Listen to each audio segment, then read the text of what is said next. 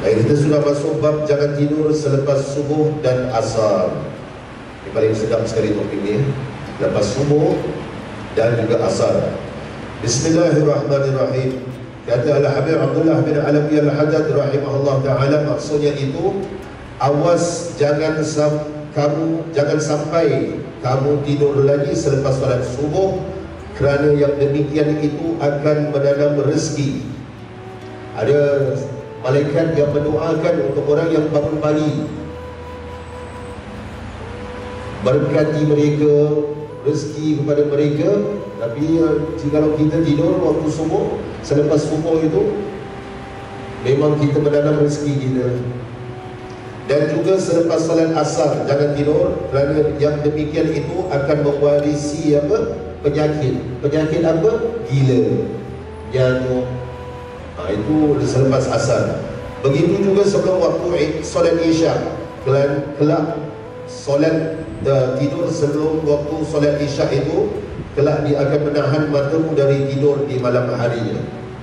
Dan ada dalam riwayat, kalau tidak silap saya, daripada hadis Nabi SAW, jangan tidur antara maghrib dan juga isya, kerana itu adalah amalan orang-orang Yahudi. Tetapi kalau tertidur, tidak mengapa, dimaafkan. Apa yang dimaafkan? Selepas solat asar, kita pulang ke rumah, terlampau penat. Ini terlampau penat pula, bukan tidak sengaja, terlampau penat. Kemudian kita tidur sebentar, itu dimaafkan. Tetapi kalau sudah menjadi kelaziman untuk tidur, itu yang tidak boleh. Janganlah. Kemudian jika kamu bermimpi melihat sesuatu yang menggembirakanmu, hendaklah kamu bersyukur kepada Allah Ta'ala dan takwilkanlah mimpi itu dengan sesuatu yang baik dan menasabah. Mudah-mudahan ia akan berlaku. Saya tidak tahu ada wanita atau tidak nampak. Tapi ramai lelaki di sini. Contohlah, lelaki saya ni, saya untuk hiburkan hati dan kaum lelaki, mimpi yang baik, mimpi kahwin, nikah lagi satu. Tak pula, mudah-mudahan, alhamdulillah, mudah-mudahan jadi ya. Kita perlu hiburan sekali-sekali, hiburan yang benar. Mudah-mudahan dia akan berlaku. Contoh untuk jadi kahwin lagi satu. Tetapi jika kamu melihat sesuatu yang buruk dalam mimpi itu, maka segera berta'awudz. Apa itu berta'awudz? Ta'awudz, a'udzu billahi minasyaitonir rajim. A'udzu itulah ta'awudz, meminta perlindungan kepada Allah dari keburukan itu, lalu menghembus ke kirimu sebanyak 3 kali. Bangun, mimpi kena gigit anjing hitam, hati-hati. Jikalau boleh di dalam mimpi itu, jikalau boleh kendalikan mimpi, kendalikan diri di dalam mimpi, janganlah sehingga digigit anjing hitam. Kerana itu antara tanda-tanda jin, syaitan atau ular. Orang Melayu kita dipatok ular, orang masuk Minang. Tengok ular macam mana. Kalau anak muda warna hitam itu syaitan, nak kahwin dengan jin. Ustaz, semalam saya mimpi Ustaz, dipatok ular. Warna apa ular hitam? Syaitan. Anjing hitam, ular hitam. Jadi apabila bangun, a'udzubillahi minasyaitonir rajim, tiup ke kiri 3 kali. Ada yang menyebut ludah. Maksud ludah itu ialah itu je. Jangan tui isteri di sebelah, cari pasal. Ini belajar, sebab tu belajar nak kena betul-betul. Jangan dengan ludah tui pula perselingkuhan. Dia nak kena hapus saja. Begitu. Kemudian beralihlah ke lambunganmu yang lain. Lambung, apa itu lambung? Ini. Kalau kita tidur di sini, mimpi tidak baik, bangun, a'udzubillahi minasyaitonirrajim, kemudian beralih tempat. Dan jangan ceritakan mimpi itu kepada sesiapa pun. Mudah-mudahan ia tiada akan membahayakanmu. Jika ada orang menceritakan mimpinya kepadamu, maka janganlah segera mentakwilkan mimpinya itu sebelum dia meminta pentakwilannya daripadamu, atau kamu meminta keizinannya terlebih dahulu. Maksudnya ini, mimpi ada dalam satu hadis Nabi SAW. Maksud hadis itu, hukumnya haram bagi seseorang yang bukan ahli dalam mentafsir mimpi. Tafsir mimpi ini mengikut ilmu dalam agama. Bukanlah tafsir mimpi kok nenek-nenek kita mimpi begitu. Ada orang mimpi beri khutbah, ada orang mimpi di atas mimbar. Apa tafsir mimpi itu? Yang paling popular dalam kitab Ibnu Sirin rahimahullah ta'ala. Tapi ini ada ahlinya. Itu kitab itu hanyalah satu guideline sahaja. Haram hukumnya. Ini kita ramai, saya mimpi semalam begitu begini. Kalau mimpi itu baik, tidak perlu diceritakan kepada orang lah. Ini nasihat saya pribadi. Kerana apa? Setiap apa yang seseorang menerima nikmat itu, akan lahirlah orang yang tahu, yang orang yang lain yang tahu, timbulkan perasaan sifat hasad. Hasad mimpi, macam ya je ni. Mimpi wali itu, wali ni semalam baguslah mimpi dia, selalu wali. Kita yang solat 5 waktu jemaah pun tidak mimpi wali-wali. Dia solat cuma sekali, dia semua jemaah dapat mimpi wali. Itu hasad dia. Dah hasad mengumpat tu dia. Kalau mimpi yang tidak baik, tidak perlu ceritakan. Lagilah tidak perlu ceritakan. Kemudian orang yang haram hukumnya ini, maksudnya apa? Orang dalam hadis yang disebut Nabi SAW, orang yang tidak tahu takwil mimpi ini suka-suka takwil, ditakuti. Yang baik ditakwilnya tidak baik mimpi itu, jadi fitnah. Yang tidak baik ditakwilnya baik. Dan juga jangan kita bergantung kepada mimpi, tolak tepi mimpi. Jikalau baik, baiklah, alhamdulillah. Jikalau tidak baik dalam mimpi kita itu, sudah, kita serah pada Allah. Kerana qada dan qadar kita ini bukanlah bergantung kepada mimpi, kepada Allah. Dan apakah qadar yang buruk itu boleh ditukar kepada yang baik? Sedangkan umur kita yang sudah meningkat dan sudah tiba masanya untuk kita mati, kita boleh perpanjangkan dengan doa, perpanjangkan umur dengan sedekah, perpanjangkan umur dengan menghubungkan silaturahim. Boleh ditukar. Ini kan pula mimpi yang mana belum pasti. Ada cerita Syekh Umar bin Abdullah bin Ahmad bin Salim bin Abu Bakar Al-Khatib Al-Ansari, seorang ulama besar di Singapura, yang mana menceritakan kepada anaknya itu bahawa dia sudah didatangi malaikat maut sebanyak 2 kali, berhadapan dengan malaikat maut. Dia seorang alim yang besar, seorang wali. Beliau merupakan mujtahid, imam mujtahid madhab Asy-Syafi'i. Beliau menyatakan sudah 2 kali beliau berhadapan dengan malaikat maut, dan malaikat maut itu berlalu pergi.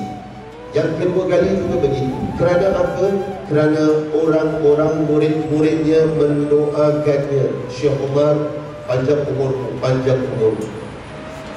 Tapi umurnya digunakan untuk apa? Dimanfaatkan umurnya untuk membawa orang dekat kepada Allah, mengenal Allah. Tetapi yang ketiga kali, beliau rasa sudah waktunya, beliau pun memerintahkan agar murid-muridnya sampaikan kepada keluarga-keluarga di Yaman, di Hadramaut, untuk tidak mendoakan lagi kerana beliau sudah mau kembali kepada Allah. Itulah yang ketiga kali itu beliau kembali. Dan apabila waktu malam hari beliau tidur, tidurnya tidak boleh baring. Kalau baring sesak nafas. Waktu akhir kehidupan beliau, yang menjaga beliau bukan daripada ahli keluarga ialah Dr. Imran bin Yusuf bin Ishaq, anak kepada Presiden Singapura yang pertama, yang sekarang menjadi doktor bagi, kalau tidak silap, keluarga di Raja Brunei. Dan beliau akan bangun begini dari tempat tidur, melihat ke arah jendela. Kemudian beliau akan menyatakan hayya, hayya. Kemudian anak-anaknya bertanya, siapa? Apa itu abang? Kenapa? Dan beliau menjawab, mamut, mamut. Dan selepas beliau meninggal, tanyalah kepada para habaib itu, anak-anak beliau itu, bahawa Syekh Umar Al-Khatib sedang di ambang kematian, sedang duduk itu. bangkit, kemudian besarkan matanya, hayya hayya mamut. Maka para habaib, ulama daripada kalangan habaib itu menyatakan itulah Syekh Umar melihat malaikat maut menghampiri. Dan apa yang dikatakan Syekh Umar, hayya, marilah, ambil aku. Kalau kita bagaimana? Syekh Umar Al-Khatib. Sebab itu kita tidak dapat menjadi seperti mereka, tidak menjadi ulama, berusaha menjadi ulama, tidak juga sekurang-kurangnya ikutilah akhlak mereka, dekatilah dengan orang-orang saleh, supaya kita tahu apa amalan mereka, menjadi pembangkit semangat untuk kita beramal, mendekatkan diri pada Allah. Kadang-kadang kita solat tahajud 2 rakaat, surah dia apa? Alam Nashrah, Idza Jaa Rasulullah. Itu 2 rakaat, alhamdulillah. Itu kita dah bangga-bangga dengan orang. Kita ataupun kita tidak bangga orang, kita rasa diri kita besar. Syekh Umar bin Abdullah Al-Khatib solat tahajud berapa rakaat? Khatam Quran di dalam solat selama beberapa malam itu beliau khatam, beberapa hari beliau khatam. Kemudian kita lihat diri kita dengan Syekh Umar Al-Khatib berapa punya jauh. Sebab itu perhatikanlah sahabat-sahabatmu itu. Nabi SAW menyebut maksud Nabi itu, kerana agamamu akan mengikuti agama sahabat. Maksudnya kalau sahabat kita daripada golongan orang-orang soleh, maka amal agama kita juga akan meningkat. Kalau sahabat-sahabat kita dari jenis orang yang suka duduk masjid tetapi cakap yang bukan-bukan, kemudian keluar lagi nak lebih mengumpat, rasa bersalah dalam masjid, bawa ke kedai kopi, mari kita minum kopi, kita mengumpat. Maka jadilah kita hanya sebagai orang yang duduk di masjid sahaja, tetapi mulut kita masih mengumpat. Itu tidak betul, perjalanan yang tidak betul. Pilih kawan. Dan di sini saya berhenti dulu di sini tentang mimpi juga. Berapa yang menyebut mimpi Nabi Sallallahu Alaihi Wasallam? Apakah mudah untuk bermimpi Nabi? Yang pertama, jika ada orang menyatakan, apa yang menyatakan kepada saya sampai ada yang tidak mau berbual dengan saya cakap yang benar. Kerana jika saya menahan perkara yang benar, nanti orang itu akan, orang-orang yang kononnya mimpi Nabi SAW itu akan bercerita dengan orang lain, bercerita dia mimpi Nabi, bukan mimpi Nabi. Dia telah fitnah ke atas Nabi dan dia telah membawa dosanya sendiri. Kerana orang yang mimpi Nabi itu yang pernah bercerita kepada saya, orang ini terkenal sebagai seorang yang suka mengumpat, mencela orang lain, walaupun solat, walaupun hadir majlis maulid dan bermacam-macam lagi. Ada juga anak-anak pesantren yang sudah bergelar ustaz mengatakan kepada saya pernah bermimpi Nabi SAW. Saya tanya kepada mereka, bagaimana kamu bisa pastikan bahawa itu adalah Rasulullah SAW? Dan kata mereka sama, hari dalam mimpi itu hari sangatlah bercahaya mendung, seperti sangat indah. Dan dia berbual dengan seorang sahabatnya, berbual seperti, wahai sahabatku, begitu beginilah. Kemudian datang satu cahaya, orang ini mukanya cantik, bersih, dia dapat melihat cahaya itu. Kemudian dikatakan kepadanya bahawa ini Rasulullah. Apakah itu Rasulullah?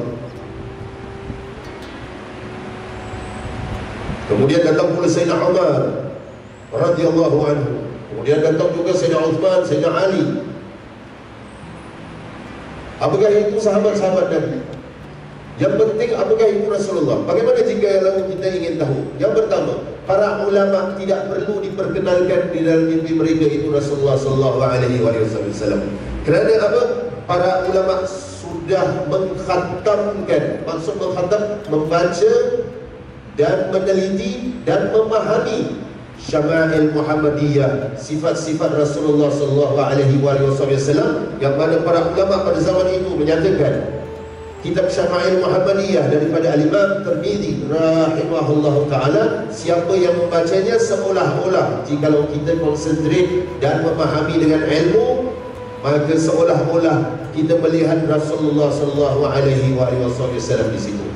Dan sebab itulah, dan disebabkan itu para ulama tidak perlu diperkenalkan lagi dengan Rasulullah SAW, tanpa Nabi perlu perkenalkan, mereka sudah tahu itu Nabi SAW. Para ulama.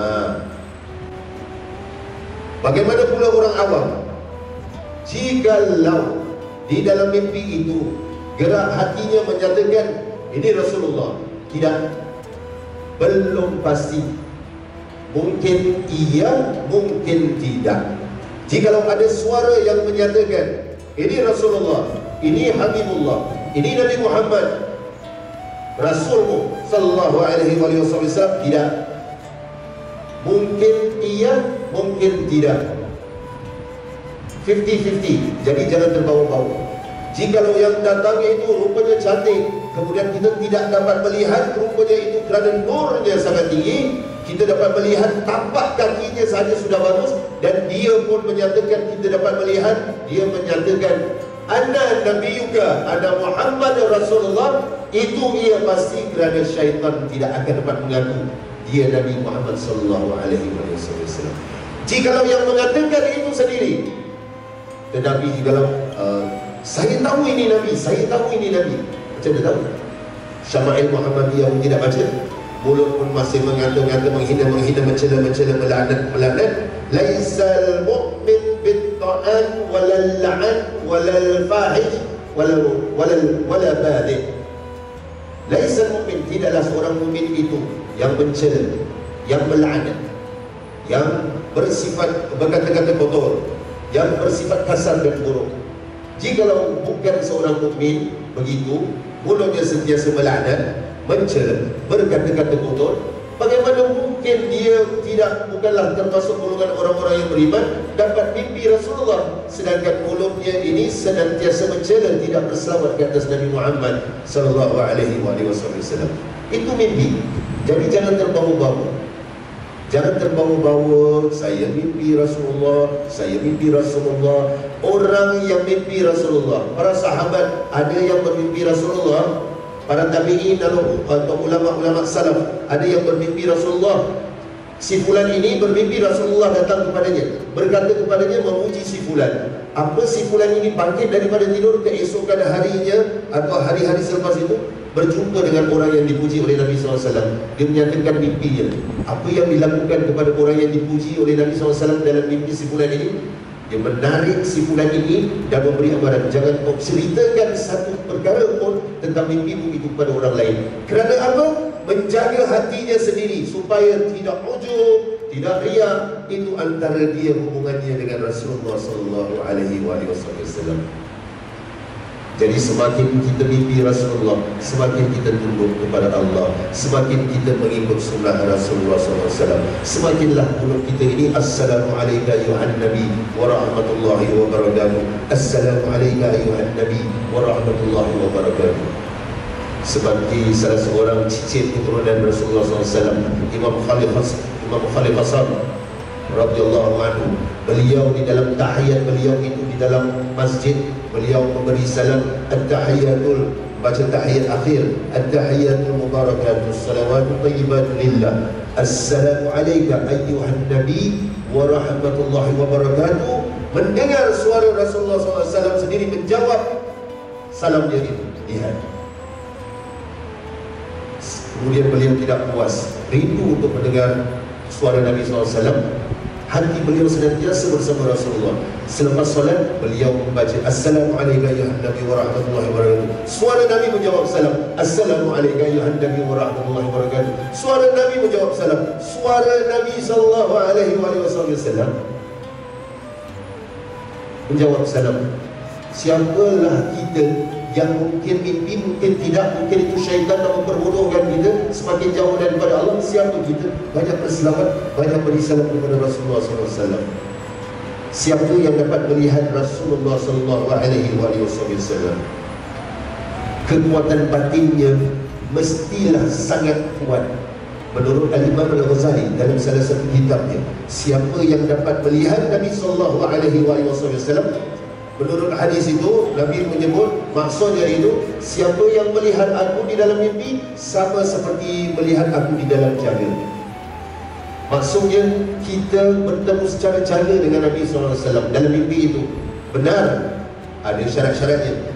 Dan siapa yang dapat melihat Nabi SAW, menurut Al-Imam Al-Ghazali, batinnya sangat kuat dengan zikrullah, mengamalkan sunnah, disyarat batinnya itu dengan adab-adab.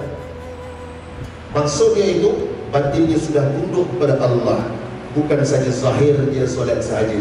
Solat yang sebenar-benarnya penghubung. Apa itu solat? Itu dari perkataan wasilah. Silah itulah salawat, penghubung kita dengan Rasulullah, penghubung kita dengan Allah adalah solat. Dan batin kita ini apabila senantiasa solat, maka kuatlah batin ini dengan zikrullah, dengan surah Al-Ikhlas dan banyaknya. Itulah yang dikatakan Al-Imam Ghazali, nikmat dan kekuatan ialah seperti, maaf saya kata, tapi ini adalah kata-kata Imam Ghazali. Melihat Rasulullah SAW, nikmatnya dan kekuatannya, kehebatannya itu seperti seorang lelaki 80 kali mengeluarkan air mani. Kata-kata Imam Ghazali, nikmat 80 kali mengeluarkan air mani tidak tergantung. Tetapi siapa yang boleh kuat sehingga pada satu kali itu mengeluarkan 80 kali air mani untuk lelaki? Ini kata-kata Imam Ghazali. Itulah batinnya kuat dan nikmat itu luar biasa. Sebab itu siapa yang sudah melihat Nabi Sallallahu Alaihi Wasallam tidak hairan perkara-perkara yang lain. Mudah-mudahan kita tertolong daripada golongan-golongan. Banyakkan berselawat di atas Nabi SAW. Hadir maulid ataupun tidak hadir maulid, tidak percaya pada maulid, menyanggah maulid itu terserah. Jangan sampai kita memecah belahkan umat. Tapi yang paling penting kita selawat. Aktiru, Nabi menyuruh kita pada malam Jumaat bermula selepas maghrib hingga ke esok hari sebelum waktu maghrib, berbanyakkanlah selawat ke atas Nabi. Man shalla alayya wahidatan sallallahu alaihi asyara. Siapa yang berselawat ke atas aku sekali, maka Allah berselawat ke atasnya 10 kali. Maksudnya itu sekali selawat diampuni 10 dosa, dinaikkan 10 darjat, diberikan seluruh fadilat dan 10 fadilat dan bermacam-macam lagi, dihapuskan 10 keburukan, diampuni 10 dosa. Jadi itu baru satu kali selawat.